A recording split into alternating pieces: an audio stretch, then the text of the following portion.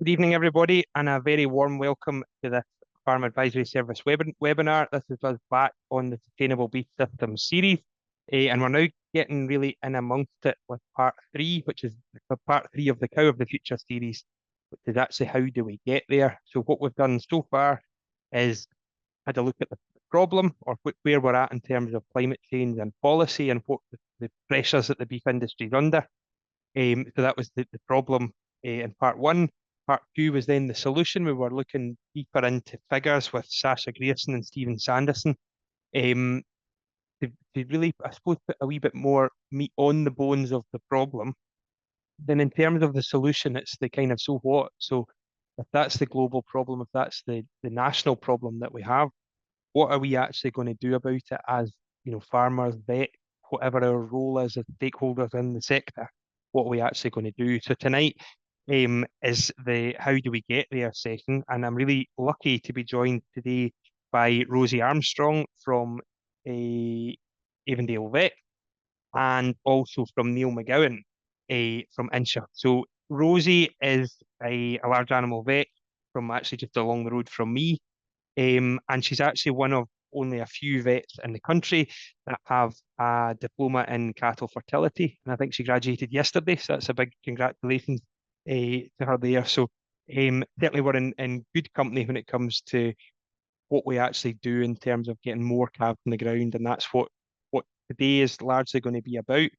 And then Neil McGowan, who farms at Incheoch at Blairgowrie, probably somebody that doesn't need a huge introduction. Many people will know Neil, but really bringing the practical story of where they were, how they got to where they are, and still what they're trying to achieve as well. So there's a lot of good, interesting conversation to come for this evening. I suppose without any further ado, I think I should probably just stop sharing and hand over to Rosie. Thanks, Robert, for that intro.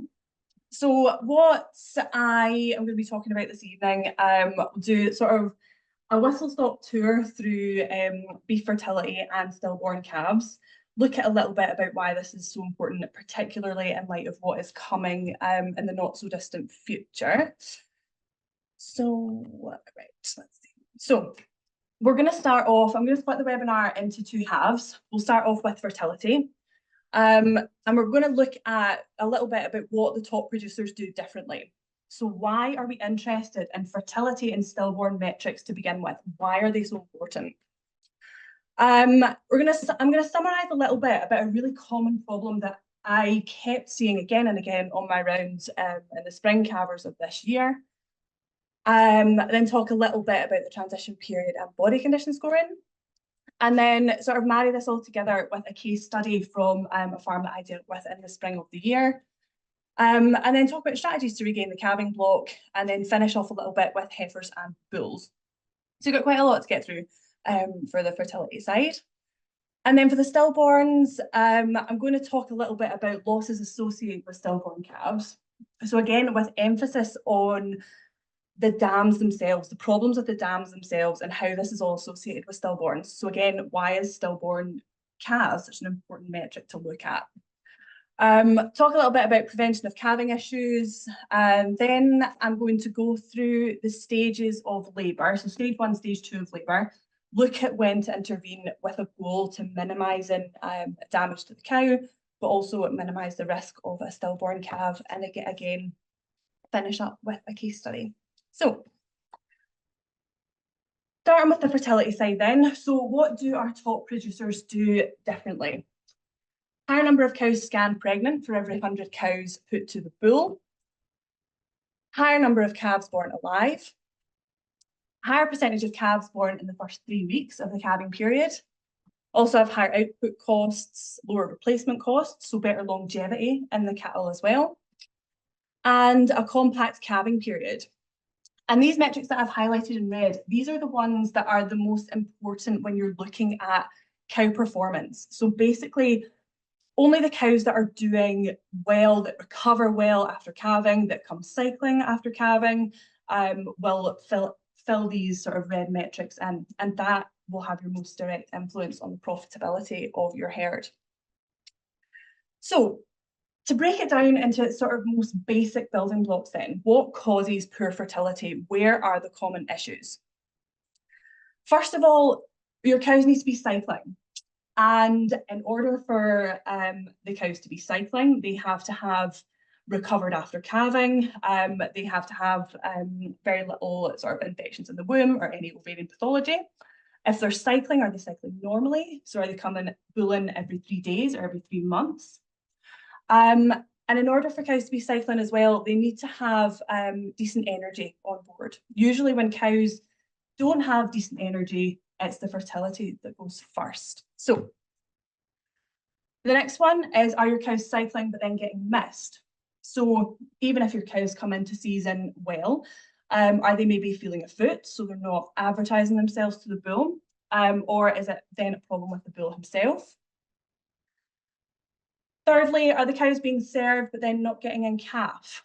So you have your cows that are cycling normally, they're bulling normally, and they're getting served, but they're still not getting pregnant.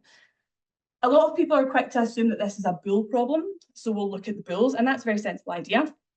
However, it's important not to forget that it can also be a problem with the dams, particularly dams that have had intervention at calving or uterine infections, hung cleanings, etc. And finally, are the cows being served, getting in calf, but then aborting? So at this stage, do we then need to talk about running an infectious panel or look at minerals or look at handling of heavily pregnant cattle?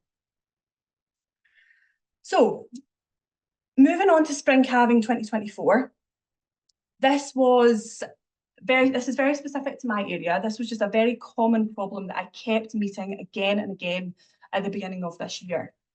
So we had smaller birth weights, reduced calf vigor, poorer colostrum quality and quantity, which inevitably has led to sort of failure of passive transfer and has made this winter in particular really quite difficult in terms of pneumonia levels and things. We saw a lot of dams with retained placenta and uterine infection. And this was always stemming from dams struggling to transition from a dry cow to a freshly calved cow. They were milking off their backs and the flesh was melting off of them. This then led to a poor return to ovarian cycling and then extended calving intervals, which again is such an important thing to talk about now we have this new legislation coming in at the turn of the year. So I've mentioned this a couple of times, the transition period. This is an idea traditionally associated with dairy farming. However, it is just as important for suckler farmers. And the transition period is basically defined as the 3 weeks before calving to 3 weeks after calving. This is the time when intakes are at their lowest, but they are also coinciding with an enormous energy demand. So the cow is growing a fetus, she's got mammary development, she's producing colostrum, and she's also really prone to stress. So any infections or anything, she will feel it more at this time than at any other time of her cycle. It's crucial then to maximise intakes and to minimise stress at this stage. And stress can come in all shapes and forms. It can be if she's lame, it can be if she's losing too much body condition, or it can be sort of more obvious, overt clinical disease. Poor energy at this time is very detrimental to fertility because it predisposes cows to retain placenta and uterine infection. And what this does is it sort of alters the environment within the uterus to make it inhospitable. The ovaries stop working, and then she does get much harder to then get in calf, which then leads to an increase in calving intervals. Monitoring of cattle at this time is fairly straightforward, actually.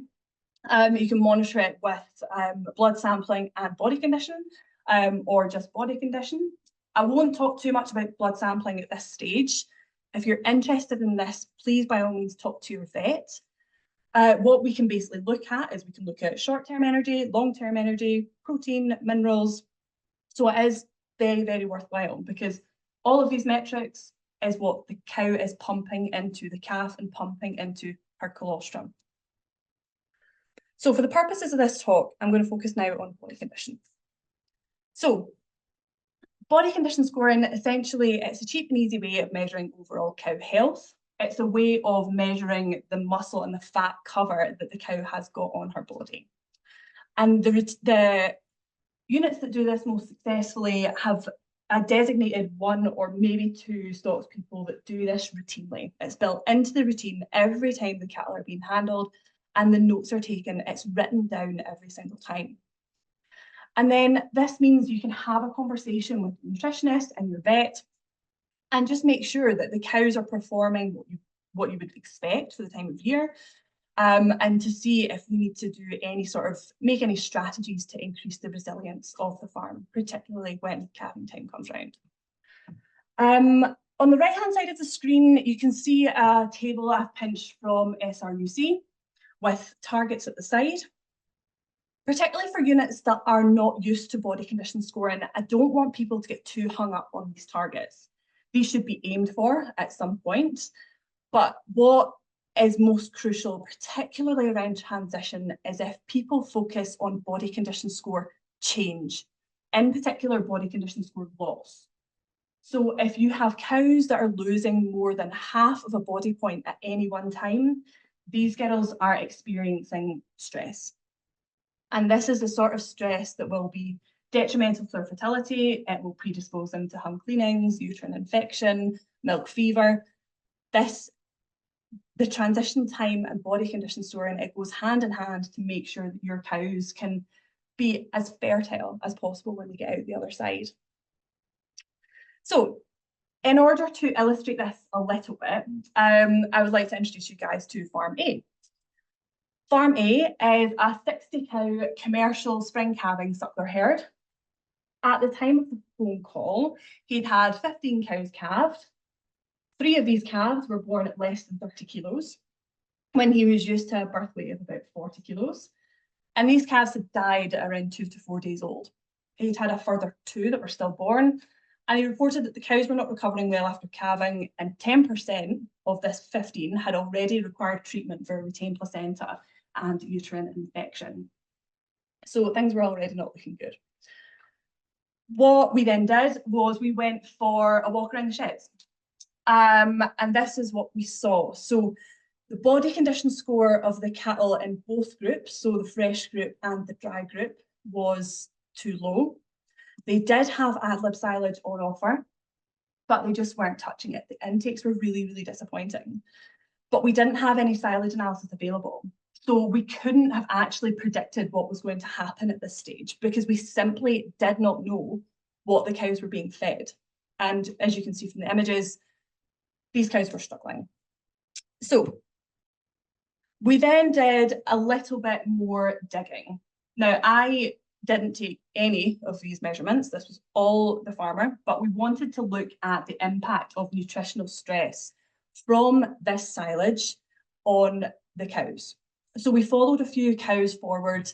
We weighed the placentas and tested the colostrum using the refractometer shown on the bottom right. And it was interesting to see, but it looks like everything sort of marries up. So the lowest body condition score cows had the lightest calves, had the lightest placentas, and had the poorest quality colostrum. So colostrum, you're looking at a sort of minimum of about 22. So we can see that quite a lot of these ladies were struggling, and this would predispose the calves to problems later on. But basically, all of these measurements show the effect of nutritional restriction on uterine environment and future calf health. There's even work that's been done by another group down south who have x-rayed bones of stillborn calves, and you can see all these lines on the bones where the nutritional stress has become so obvious that it's literally there in the bone.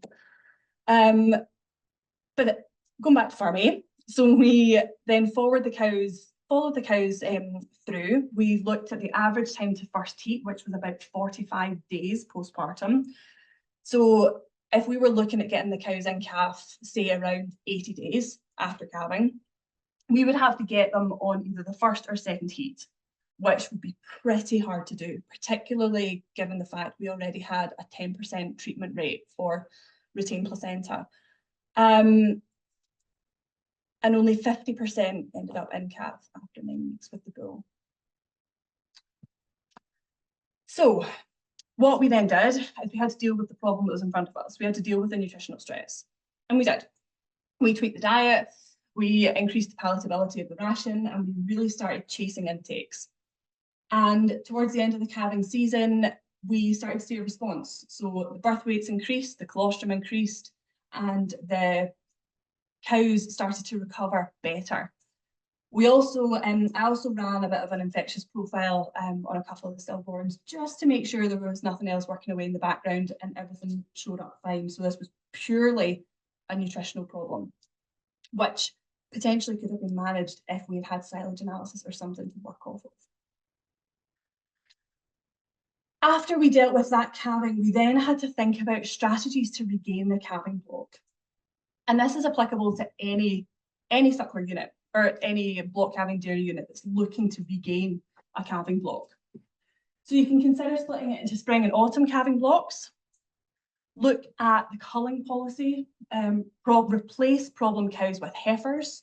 I said a little bit about stress, particularly stress around transition. If these cows are consistently going to get stressed, they are not going to help you regain your calving block. But if you've got heifers coming through, then it's probably better to just get them down the road. Use restrictive suckling to bring them into season quicker. And don't forget, you can always use hormones to make your calving block really, really tight.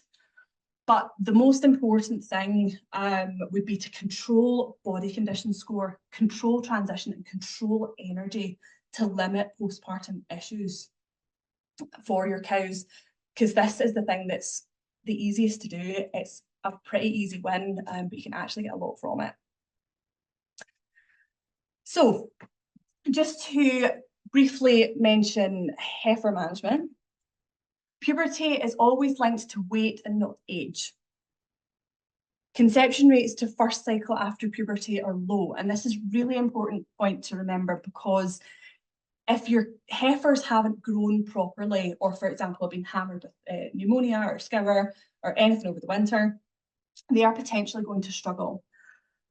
Excuse me. So if you get your heifers going to the bull for just the first cycle, you should expect to see quite disappointing conception rates.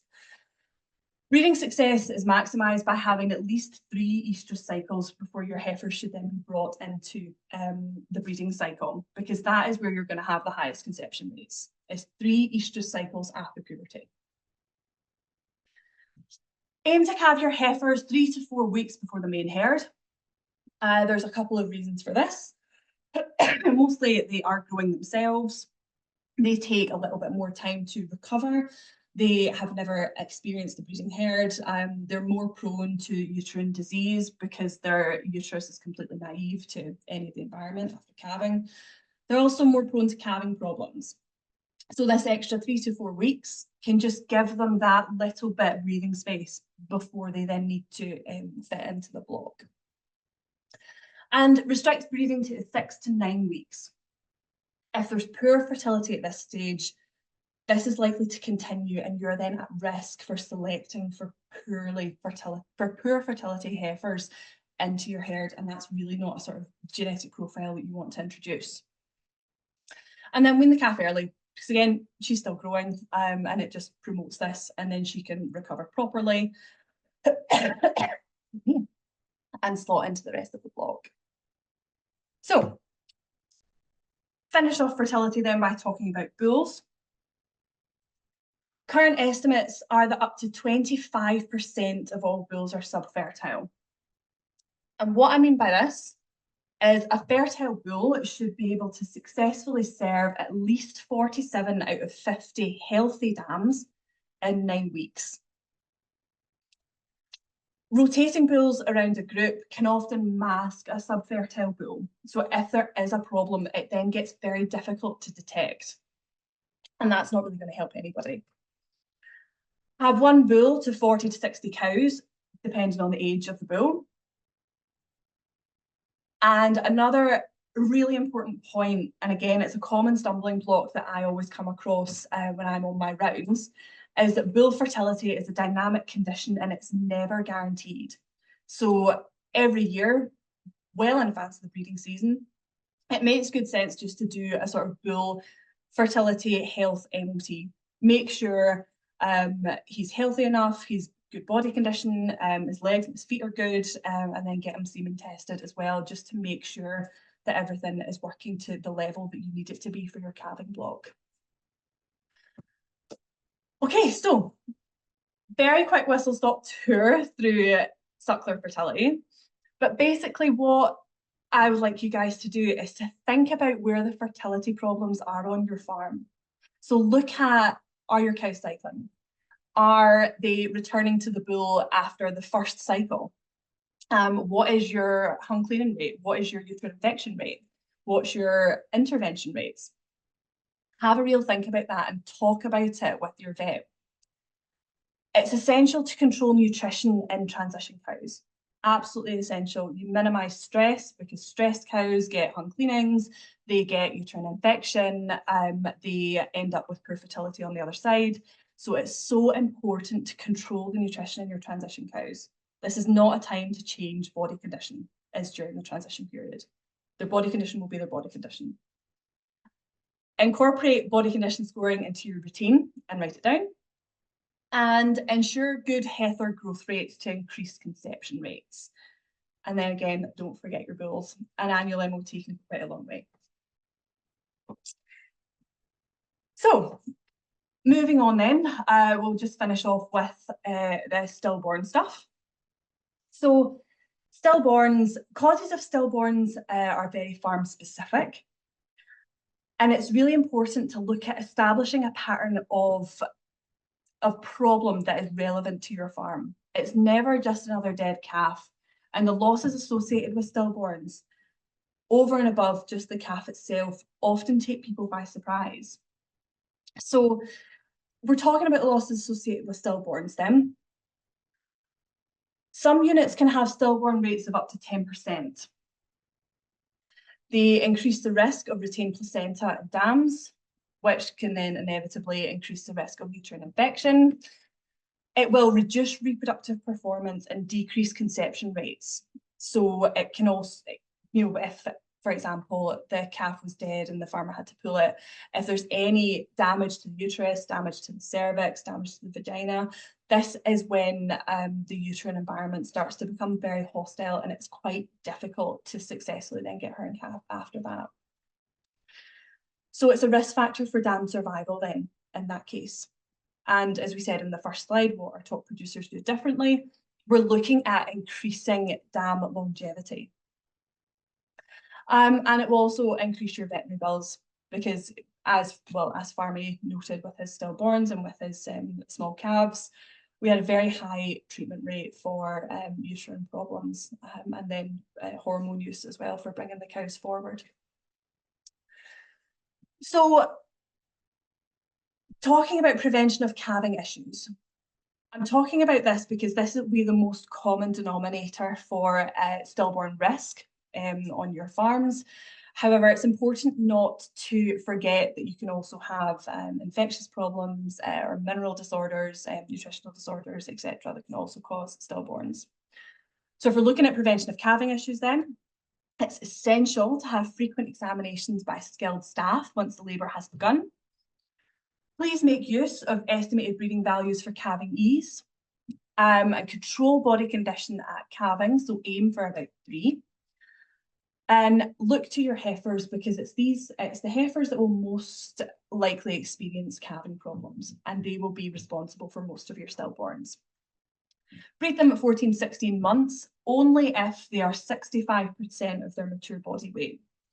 If they are not at the mature body weight, but they are 16 months old, they could potentially still not have made puberty, or they will maybe have just started puberty, so you can end up with quite disappointing conception rates. So, and then calve them down, aim for about 2 years to calve them down, but again, only if they are at 85% of their mature body weight. And avoid moving calving cows once stage 1 of labour has begun.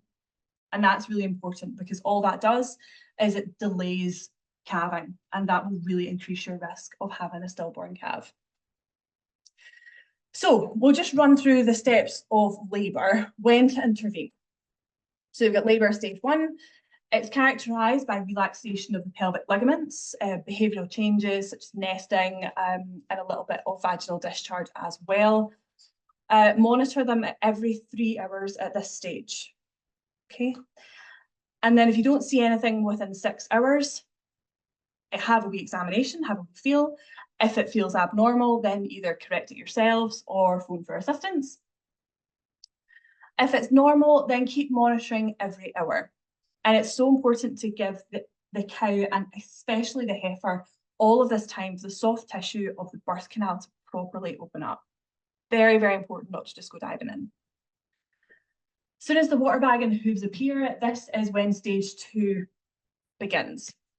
However, if that water bag is visibly stained with meconium, so visibly yellow, intervene immediately. That calf needs out.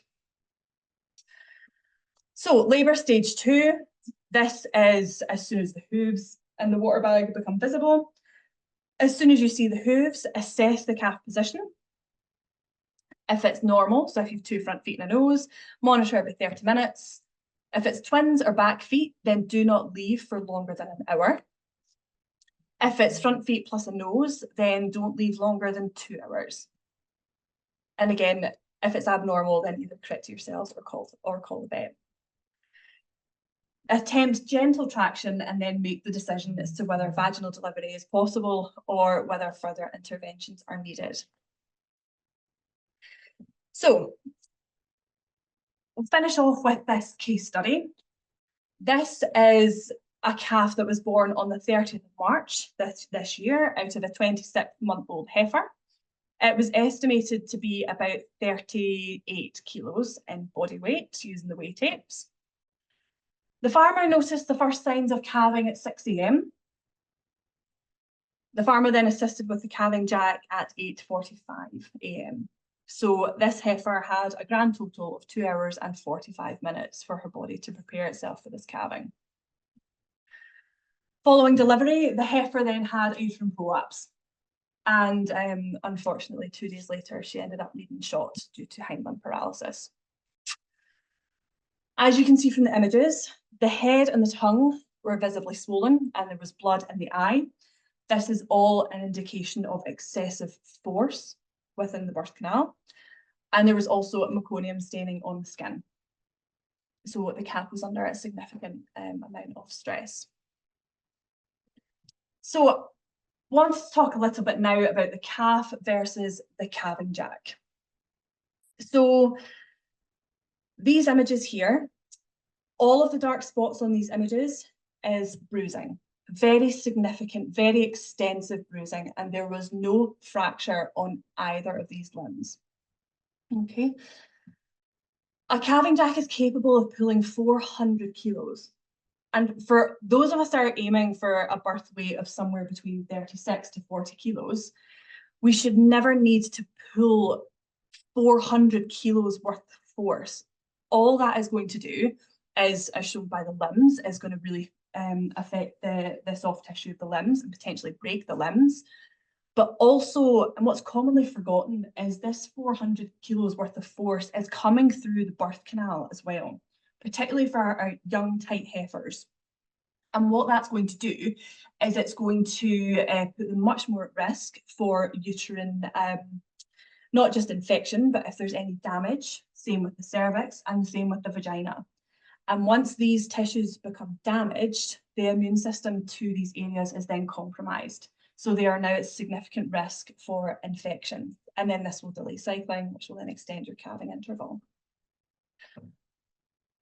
If this calf had survived, the resulting pain from these limbs would result in tube feeding and a reluctance to stand. And this would be quite typical of your calves that are sort of dummy calves, you know, that sort of require bottle or tube feeding for about 3 days after they're born and then get up and go. It's likely because they've had calving jack injuries in the limbs. And meconium staining is always a stressed calf. So even if the calf is born and the head goes straight up, if that calf is yellow, then they are 2 to 6 times more likely to experience clinical disease in the first 40 days of life than a calf with no visible meconium staining. So that's a really important metric to look out for, and it might just be worthwhile giving these calves a wee bit more TLC when they first start out. So to summarise the stillborns, basically every unit is different, but it is so important to actually think about why stillborns happen, why they're happening on your farm. If you feel you're having a correct number of stillborns, if there is even a correct number of stillborns to have, and also have a think about what this can tell you about your herd management as a whole. So, for example, for that case study we've just gone over, we did some further training on farm about management of the calving cow and how important it was to just let nature do its job. Even if you see a little bit of discharge and you feel like you could probably get the calf out, it's important not just to go in and grab it, particularly if you are going to cause that much damage. Because at the end of the day, personally, I believe that calf could have been born and survived, but the heifer just wasn't given enough time, and ultimately it resulted in a dead heifer and a dead calf. So it's so important just to think about management of the calving cow, why we're seeing stillborns, and look at them, the effects that they will have on the fertility going forward. Never just another dead calf. And please bear in mind the losses associated with stillborns and how they can then be detrimental to dam health and productivity as well. So it is a worthwhile problem to address and to get to the bottom of, basically. Excellent. Thank you very much, Rosie. I think that's probably one of the best, or the best half-hour whistle-stop tours through. It's a huge topic. I think you've covered it really, really well. The one question that I think, just before we go into Neil, is when it comes to those post-mortem calves. So see the calf that we probably know why it died. Yeah. Is it still worth post-mortem? No, just a thought. It's how much information can we get out from that post-mortem of that? Maybe the first 2 or 3 calves in the calving, in the calving period. Is it a no-brainer to post-mortem? Yeah, and it is a really good point about what sort of extra information could you gain from post-morteming that calf. And I would say if you're post-morteming this calf as a standalone, there's maybe not a huge amount more that you could gain. However, what was really important about this was the intervention and the fact that I was out anyway putting prolapse back in. We started having a conversation about this calf, about why there was only 2 hours and 45 minutes between vaginal discharge and the calf hitting the ground, particularly in a heifer. So it's really important just to think about these little clues that can address bigger problems on the farm. And this was an issue that was done, it wasn't the farmer himself, it was actually staff. So it was just really important to sort of basically plug all the holes, make sure that, it was all being For me, done. I think it really highlights how the role of the modern practice vet isn't to go in. Of course, your role is to go and put the prolapse back in, but it's the proactive bit that makes sure you're not putting the next one back in. And well, yeah.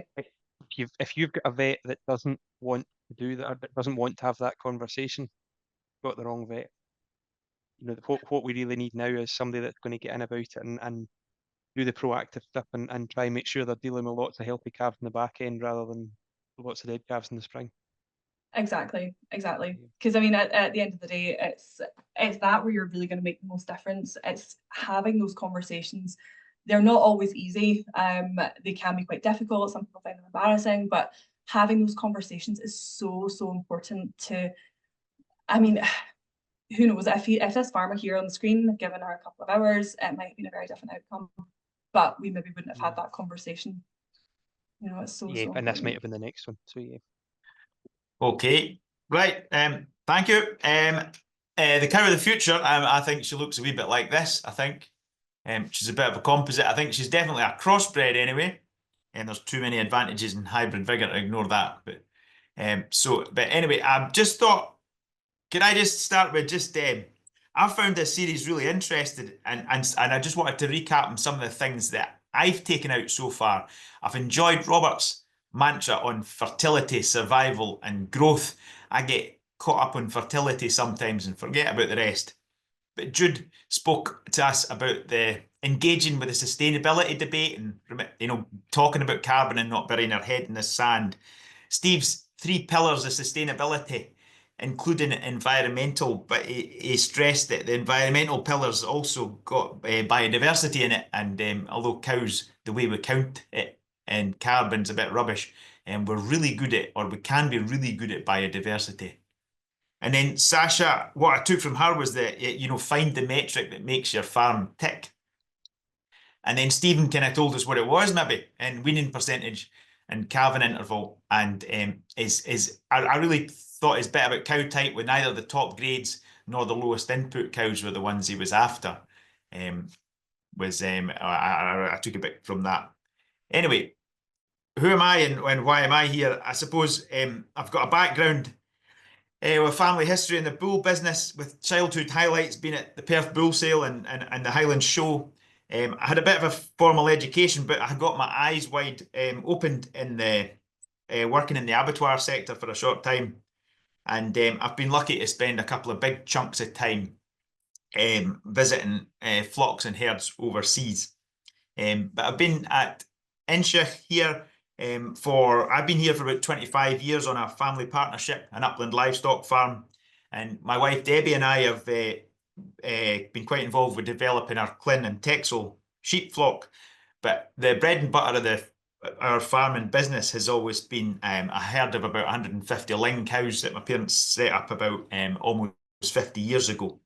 And we run a few Simmental cows as well. And we sell about 100 tups a year and between 15 and 20 bulls on our on-farm working genes sheep sale, or sale anyway. So about 10 years ago, I was lucky to get a Nuffield scholarship, and I studied selecting for efficiency in beef and sheep. And these are some of the people that I met along the way, and a lot of what we spoke about then is quite relevant now. This is kind of what I want to cover this evening, what the cow of the future might look like. I want to talk a wee bit about fitness and conformation, and developing a breeding goal, and then maybe finishing some practical steps to change your herd. Okay, so what the cow of the future might look like. These are some of the cows I saw in my travels, but the question kind of got me thinking. She probably ought to be a wee bit smaller because folk keep telling us that. And maybe she could rear. I just thought maybe she could rear two calves instead of one. That was a friend of mine brought that up. And then maybe these calves should be away before their second winter anyway. And but maybe they could have been away before their first winter. That would be quite something. And then I'm thinking about the dairy beef sector and how milk absorbs the sort of a lot of the carbon footprint from the dairy beef. Maybe there could be some other co-product that this animal, the cow could produce. So I mean, the cow of the future might look like this. But anyway, I'm kind of joking with you a bit. We don't have to have cows, and that got me thinking about these two guys that I met on a really hot day in Kansas. So after seeing his cattle and over lunch, Gary Rowland was giving me the hard sell on stabilizers, and I was trying to get to the bottom of what he was doing about feed efficiency. Gary was sitting across the table from me, and he was holding a burger in one hand, and I was asking him about feed efficiency again. And he bangs the table with his fist with his other hand, and he says, well, it all comes down to this. He says, a cow's only good for two things. The first is she eats a lot of stuff that nothing else will eat. And the second is she tastes damn good. And he says, if you lose either of these things, all you've got is a really inefficient hog. So I think we do need cows for these two reasons. One, that she eats a lot of stuff that nothing else will eat, and the second is, she tastes damn good. So, fitness and conformation. I think we talk about when we think about that, we're talking about Europe grid, that comes to mind. But I want to talk about something a wee bit different: fitness for the environment. And so whether your environment is a desert in Kansas, or if your environment is that your cows have to live on cubicles for 7 months of the year, or maybe they're out in a hillside, or maybe your cows are part of a tourist attraction and have to be very docile, or they maybe just have to deal with a really particular bug that only lives in your farm. But they need the appropriate coping mechanisms in order for them to be happy. And happy cows are healthy cows, and healthy cows are fertile cows, and fertile cows are profitable cows. So that's what I wanted to talk about, fitness for environment. And then the other thing was kind of skeletal conformation. It's not the conformation in terms of muscularity that we're used to thinking about, but more the way the animal's put together in terms of function. So thinking about ease of movement, hip structure for locomotion and for calving ease, and all the things that can add together for longevity. But tied into that also would be would we talk a wee bit about the conformation that's due to the hormonal balance of the animal. And I think that's going to, I need to take a wee aside for that. So the cowboy here is a guy called Kit Farrow, and these are some of his Red Angus cattle in Colorado. And Kit introduced me to the phrase sexual dimorphism. And now he's made a bit of a name for himself in breeding some very low input cattle, Kit. But I was surprised to see when I visited his herd, although the cows were low in stature, they were pretty big bodied cows, a lot of really sweet cows, and big deep bodied, wedge shaped, and big hips on them. And I was really struck with the cow. I took a picture of her, that's her on the top right hand side. I was really struck with the sort of just the type of that cow. My grandfather would say she had maternal character, and my father would say she had balance. And neither of them could really tell me what that meant, but they knew that she had it anyway. And she just had a really nice type. That sort of sweet head and a nice wedge-shaped shoulder, and getting wider and deeper all towards her back. A well-set neck, and just a nice sort of flowing movement, and that wide and deep behind. I asked Kit what the bull that would breed a cow like that would look like, and so he took me to see the bull at the bottom. So this bull was he was actually a son of the cow at the top, and he was using him quite widely in his program. So he was deep fronted. He was he kind of faded away towards the back end. Although he was quite muscular about his shoulder and carried a big top on him, he didn't have a massive back end. He had a big heavy crest, that dark pigment round his fore end and his muzzle, and in his flanks and round his back legs too.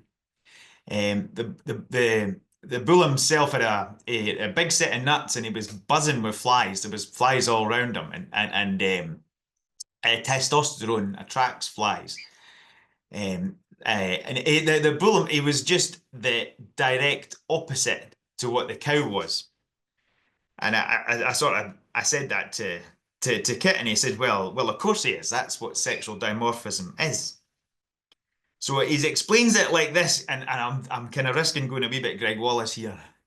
And so he explained it as 3 ladies sitting on a bench and 3 men sitting on a bench.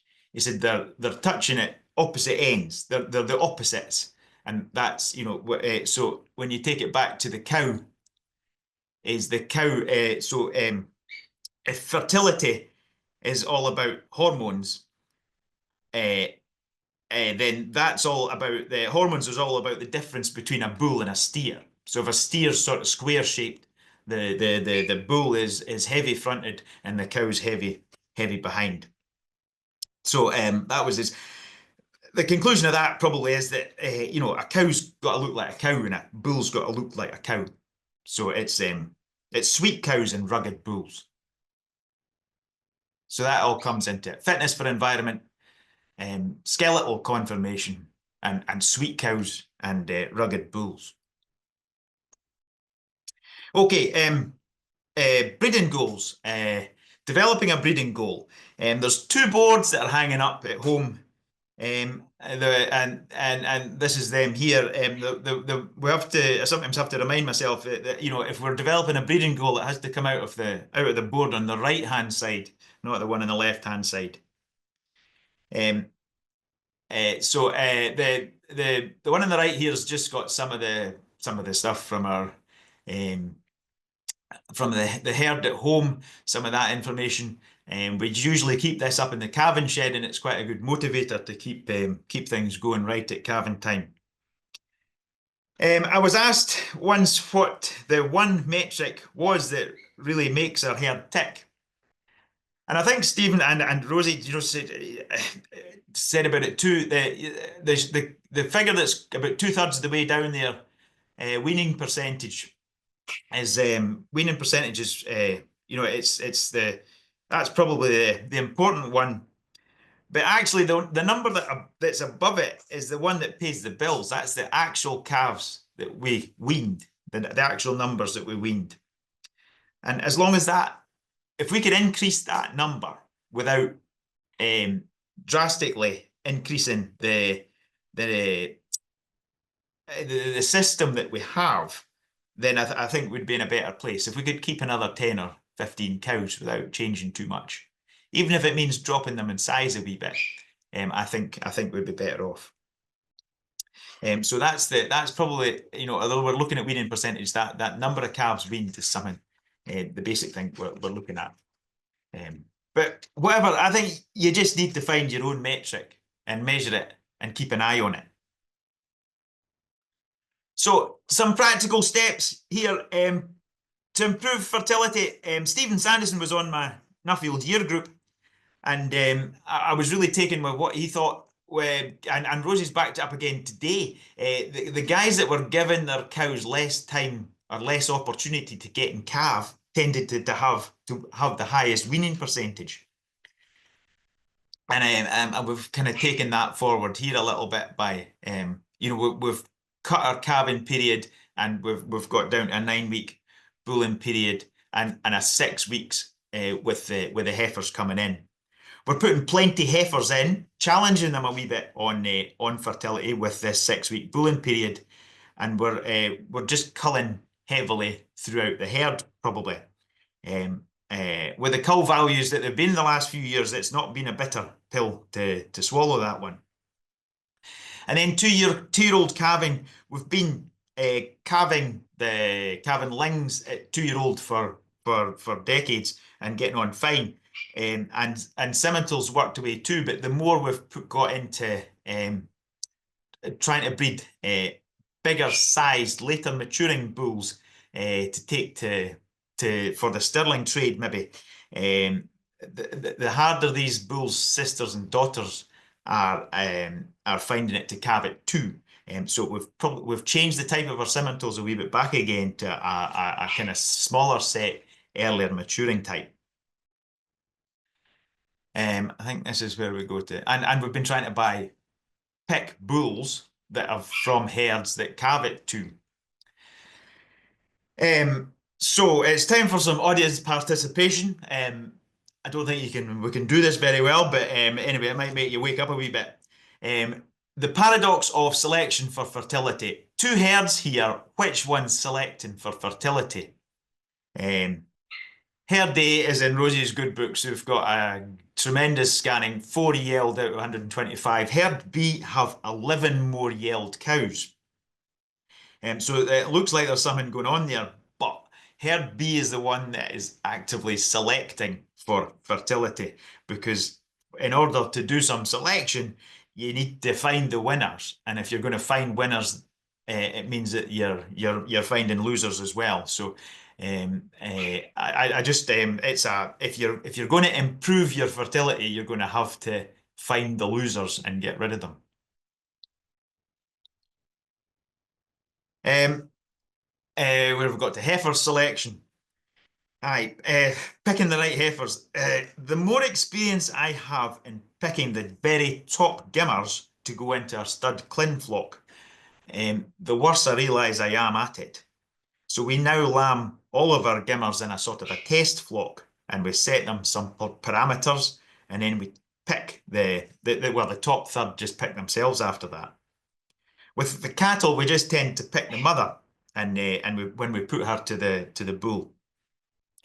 But another kind of aside on that was when I went out to America, I wanted to see the progress that these enormous pedigree herds that were running thousands of cows were making. But one of the most progressive programs that I saw was with Greg Golden here at Coal Creek, Angus. He had a really good maternal focused program on the banks of the mighty Yellowstone River. He had 4,000 acres running 170 cows, but he'd had one focus for 50 years, and that was on maternal. He spoke about fertility and longevity and foot structure and udders and sweet cows and early puberty.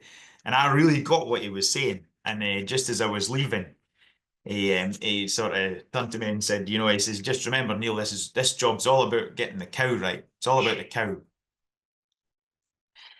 And about a week later, and I think it was 2,000 miles down the road in Iowa, this is Steve and Penny Radokovich, and their herd of Angus-based composites. So Steve's breeding goal was to not make any mistakes. And these cows had to be heat adapted. That's why they were sort of stood belly deep in the dam in the middle of the day. And he was much in the same wavelength. He spoke about fertility in a short breeding season, not having too much milk, being moderately sized, low maintenance, and longevity. And the story was all coming together. And I was just getting in the car to leave, and he says, you know, he says, Neil, this job, he says, it's all about the bull. So I had to get out again, and we had another hour. But he said, you can cull the cows that you've got, but that's expensive. And then you can pick your heifers, but once you've culled the outliers, the big ones and the small ones, and then you've sorted them in temperament and structure, you've not got an awful lot to play with.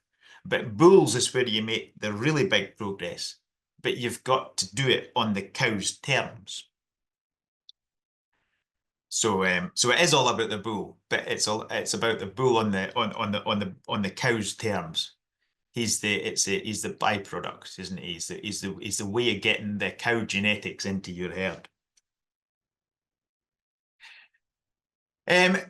Kilos of calf per kilo of cow. I really don't like this metric. It's got far too many variables, but we do use it. I use it here. Willie Falloon from Pinebrank, Angus in New Zealand told me, he says, just punch in the data, you know, sort it on a spreadsheet and work out from the bottom, count up from the bottom, work up from the bottom until you get to a cow that you can't live without, and draw a line there and cull the ones below that line. He says, do that every year for 10 years and you'll see an improvement. So we've started to do that. We use the cow bulling weight in that, and because I think they're at a more even condition score at that point, and I don't think we should disadvantage the cow that's maybe put on 100 kilos over the summer and can reuse that over the winter. And we use the actual calf weight at weaning, even if weaning's on a different day, just because it's an easy number to use. And if it's a late calf, well, it's already got that advantage. It's disadvantaged anyway, and that's not a problem. Anyway, you can cull on this, but you can't select for a point of balance. You can't select for it because it's about two opposing traits, really. It's about that, you know, it's the cow. We're looking at calf growth and cow mature weight. It's the two different things. So you can't select for that number, I think. But we do have some tools that can help us do that separately. And that the growth curve EBVs, I think, is quite important. the EBV graph that's on the screen there, the bottom line is shows a bull. This is for a bull we sold this back end. The bottom yellow line is a very low birth weight. The next one is a top 25% weaning weight. He's got a kind of average yearling weight, above average yearling weight, and then a pretty average 22-month-old weight, a kind of ready to go weight, and a weight when his daughters and his sisters should be pregnant by. And then he's got a really low cow weight. So I think looking at that growth curve in the EBVs that we've got can help us identify these curve benders. The other thing that we've started to look at a bit is the other chart that's up there is the frame score chart, and that's you can take a hip, when you take a hip height just at the hook bones there, and it adjusts for age, you can get a frame score. So a frame score is used to describe the skeletal size of an animal, or a cow, or any cattle beast. And most animals should maintain the same frame score throughout their life, while the actual height increases with age. So if you kind of measure the cows that suit you, and you can use that and work out their frame scores, you can use that as a way of identifying the stock heifers or the maternal bulls that are going to come into your program and breed the appropriate sized cows for whatever you're looking for on your farm. We've done our ling cows, and they mostly fit into a kind of frame score 6 to frame score 7, with some down to about 5. And the stock bull we're using at the moment is a frame 6, and he's following on from a previous bull that was 5.3. So I've got a wee bit here about calf survival, but Rosie's totally covered that one. And growth, I just really wanted to say about that, if fat and milk are I think a really important part of where we're going. Milk's not free. I just think if you've got high growth, low fat, high milk genetics in your cow herd, then you're setting yourself up for, you better have the nutrition available to back that up, because it's the fertility that will suffer if you don't, and I think the fertility part is much more important than the rest. So that's the cow of the future. Really, I think basically the cow of the future is going to be a cow that eats lots of stuff that nobody else wants to eat, and a cow that tastes damn good. Neil, just a quick question to you. So that Patrick bull that you showed us the figures for, you didn't show us the picture of the bull. So that's obviously another side of it. But the outstanding curve bending type bull, where did he go? What's he going on to do? Has he gone to pedigree work? Or is he going to commercial work? He's gone to commercial work. He's gone to a herd to breed replacements. Yeah. Yeah. It's just interesting that those curve bending bulls are probably the ones, maybe getting political here, but they're the ones who probably do need top end of these breeds to be making proper change to that if we get them in at the top, they trickle down a lot quicker. It's great to see that there is an appetite for that type of bull, but I sometimes wonder whether we're still, or often wonder, are we still too focused on the show ring end of things for selection? However, we'll leave that one out there open, and maybe I think for it's further very discussion. difficult. It's very difficult when you go to a bull sale or a ram sale not to buy the biggest one. It's very difficult to do that. Yep. And also that there's the biggest one and also the one that's best fed. So yeah. Good. So I'm conscious we are over time, but we've had two excellent speakers, and I think we're worthy of maybe taking just 10 minutes of questions just now, to see what we can tease out, and then also we will come back to a panel session after this down the line as well. So but we'll knock a wee hole in things just now. Rosie, a question that came in quite in the middle of your presentation was about if we're calving at 2. So you talked about calving your heifers earlier in the cycle, which would be standard practice, certainly for people calving older heifers. What about those 2-year-olds? Should we still be trying to get them calving even earlier? So it's all very dependent, as I say, sort of about your growth rates. You have to be able to get your growth rates right, otherwise your heifers are just not going to be able to cope at the other end, or they'll end up permanently stunted. But if you can get the growth rates, then there's no massive disaster if they're calved a wee bit earlier. There's no massive problem. Some of them do really, really well. But if you've not got the growth rates in place and you've not got the resilience in your heifers already in place, then you just need to be a little bit careful with how far you're going to push them. Yeah. Neil, Basically. what would you think on that front? Or do we just trust that they're fertile enough to start with?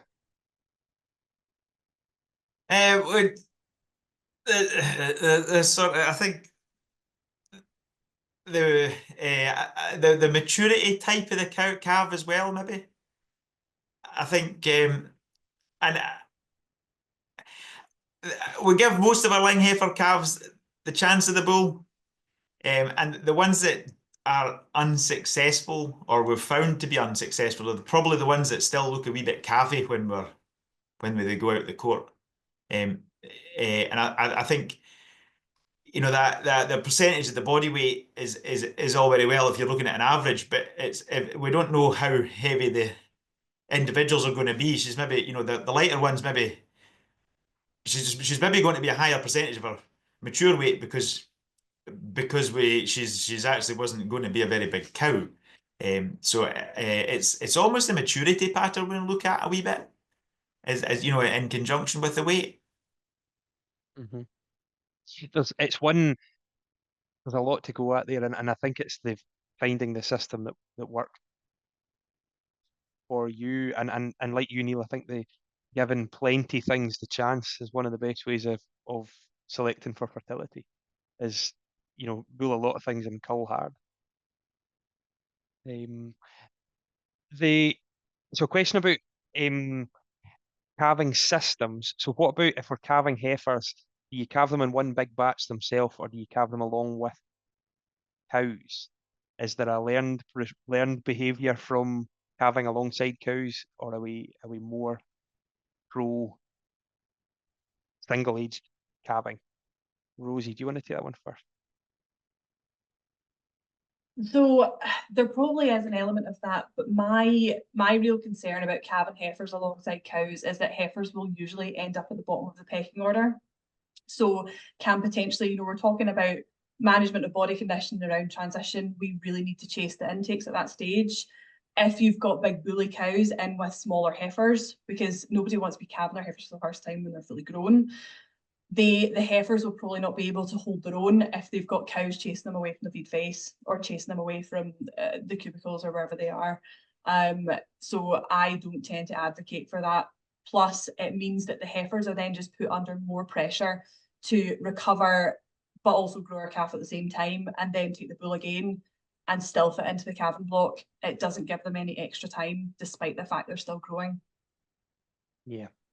Yeah. Neil, what about if you're calving?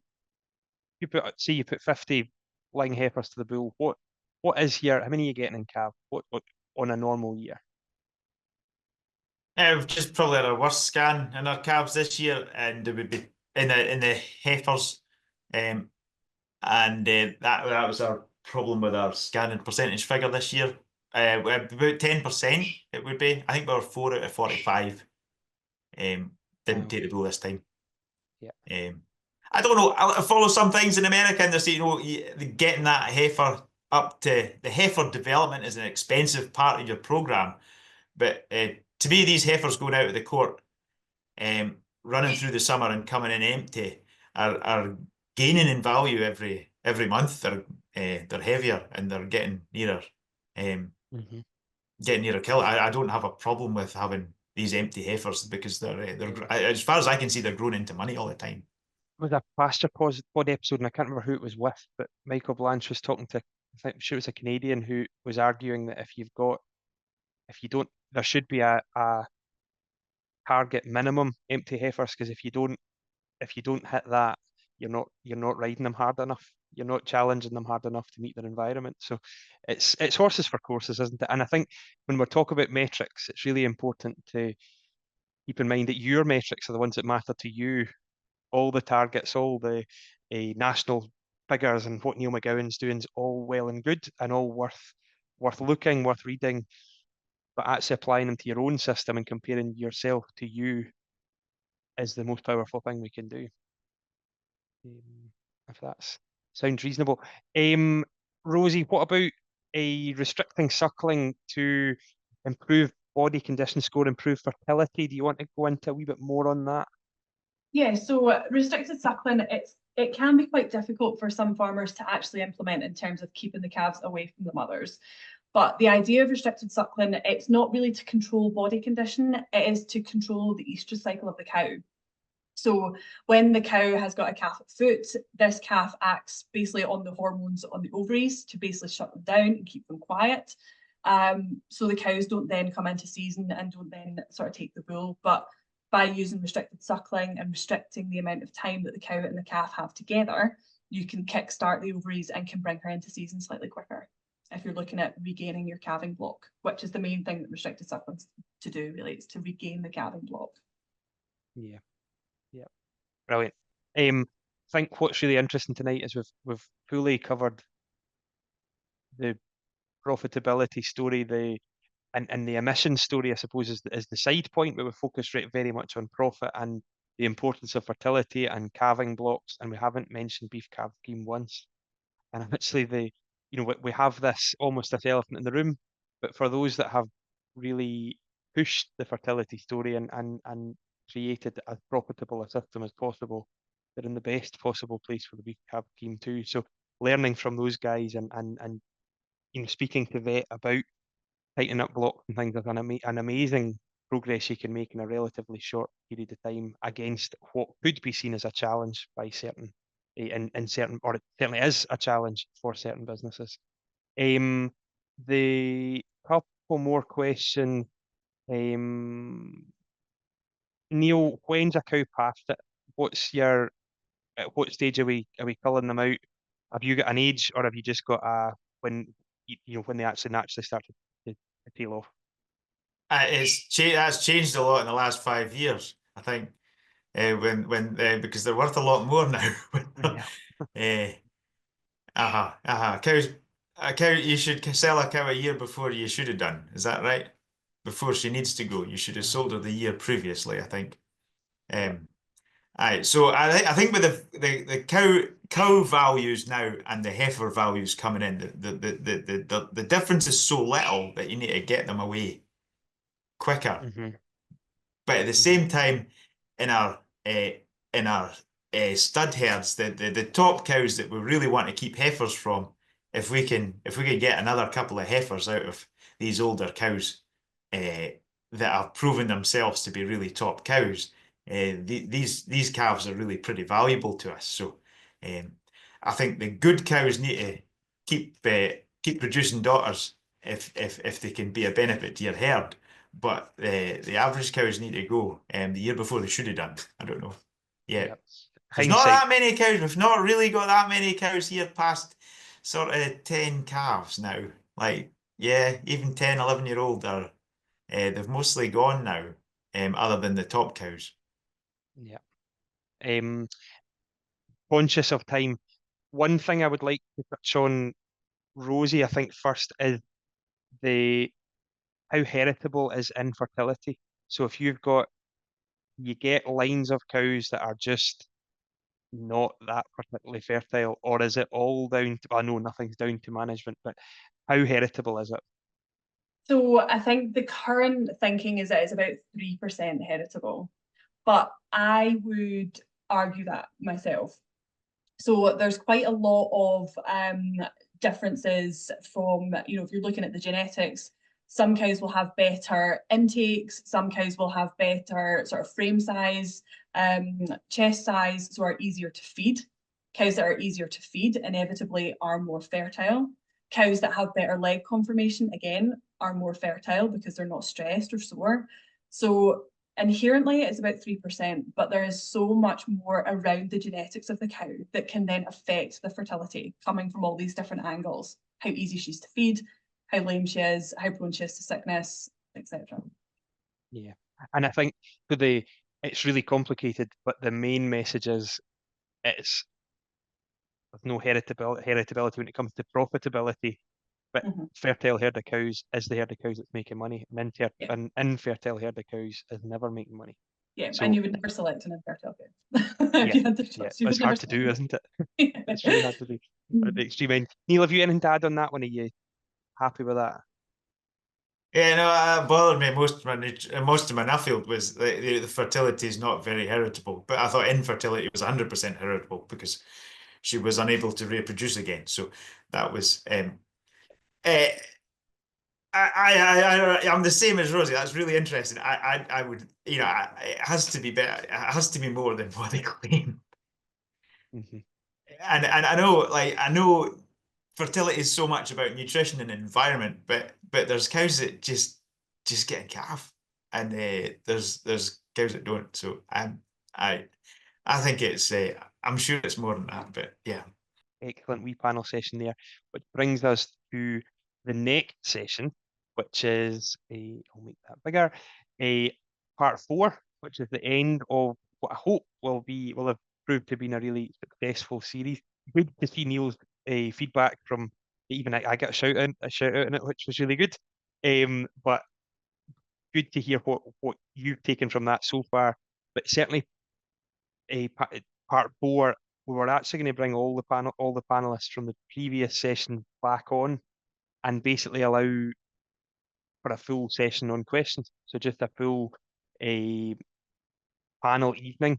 It'll probably need to be a wee bit longer. It'll probably be maybe an hour and a half long. But we'll confirm all that down the line, and actually hoping that we'll do that as a more of a Zoom call rather than a webinar, so that the actual questions can come truly from the floor. Chairman will need to be on their toes that evening, but should be really good. So hopefully we get a really good turnout for that too. Apologies we never got through all the questions, but as I say, we're over time and keen to get wound up this evening. But do put the 21st of January in your diary, and there'll be more details to follow. The final point for this evening is that feedback's really important, and please do. We've had some feedback on this already, and thoughts, feedback, questions are really gratefully, really appreciated. So do take a wee minute, fill out the feedback form, or contact a farm advisory service or Hazel Lawton, who's sitting in the background tonight, pulling the strings. Contact Hazel, and we can certainly see if we can make improvements or changes down the line. But really, this evening, I'm really pleased with how it's gone. There's been an awful lot to go at. Hard to summarise in great detail, other than fertility is the backbone. Fertility in live calves is the backbone of this. I have talked about the fertility, survival, and growth thing, but I'm also happy to add in the happy, healthy, fertile, and profitable cow. I think that's a nice thing to follow through on as well, and probably a really good point to leave on. So, big thanks to Farm Advisory Service for making this happen, and also, or particularly, a big thank you to Rosie Armstrong from Avondale Vet and to Neil McGowan from Incheoch. So excellent conversations, and basically thank you all for coming and listening. And it's that time of year, so also hope you have a great and trouble-free Christmas period as well, and we'll see you again on the 21st. Thank you very much.